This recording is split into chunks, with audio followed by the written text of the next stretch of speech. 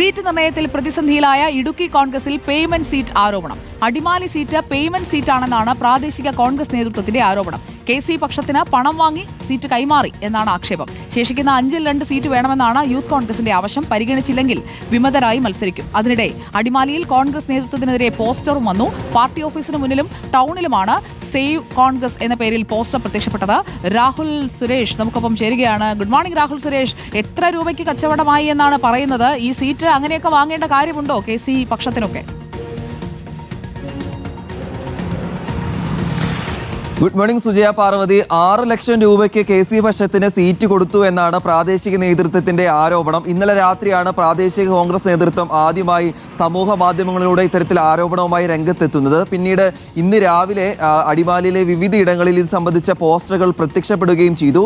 6 മാസം മുമ്പ് കോൺഗ്രസ് പാർട്ടിയിലെത്തിയ ഒരു നേതാവിന് സീറ്റ് നൽകി എന്നാണ് പ്രധാനപ്പെട്ട ആരോപണം. അതിലിപ്പോൾ ജില്ലാ നേതൃത്വം ഇതുവരെയും പ്രതികരിക്കുകയും ചെയ്തിട്ടില്ല.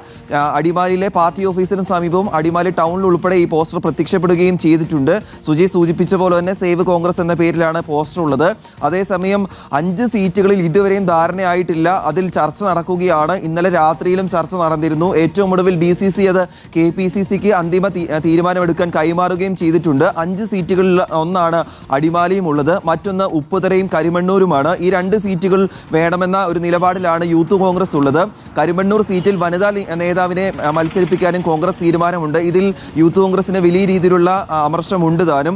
അതുകൂടാതെ വെള്ളത്തൂവൽ സീറ്റിലും തർക്കം തുടരുകയാണ്. ഇങ്ങനെ തർക്കം തുടരുന്ന ഒരു സാഹചര്യമാണ് ഉള്ളത്. ഓർക്കണം, നാളെയാണ് നാമനിർദ്ദേശ പത്രിക സമർപ്പിക്കേണ്ട അവസാന ദിനം. അതിനു മുമ്പെങ്കിലും ഈ സ്ഥാനാർത്ഥികളെ നിശ്ചയിക്കാനാകുമോ എന്നാണ് ഇനി അറിയേണ്ടത്. അതുകൂടാതെ കട്ടപ്പന നഗരസഭയിലും തൊടുപുഴ നഗരസഭയിലും സ്ഥാനാർത്ഥികളെ തീരുമാനിക്കാൻ ഇതുവരെയും കഴിഞ്ഞിട്ടില്ല. സ്ഥാനാർത്ഥി നിർണയമാണ് കഴിഞ്ഞിട്ടുള്ളൂ. സ്ഥാനാർത്ഥികൾ ആരാണെന്ന് ഇതുവരെയും അറിഞ്ഞിട്ടില്ല. ഇങ്ങനെ വലിയ രീതിയിലുള്ള തർക്കങ്ങളിലൂടെയാണ് ഇടുക്കിയിലെ കോൺഗ്രസ് മുന്നോട്ട് പോകുന്നത്. സുജയ, ശരി, തർക്കം ഇന്ന് തീർത്താലേ നാളെ സ്ഥാനാർത്ഥിക്ക് പത്രിക കൊടുക്കാൻ കഴിയുകയുള്ളൂ. അപ്പോൾ തർക്കം തീരുമെന്ന് നമുക്ക് പ്രതീക്ഷിക്കാം. ഇനി നമ്മൾ പോകുന്നത് അടുത്ത മറ്റൊരു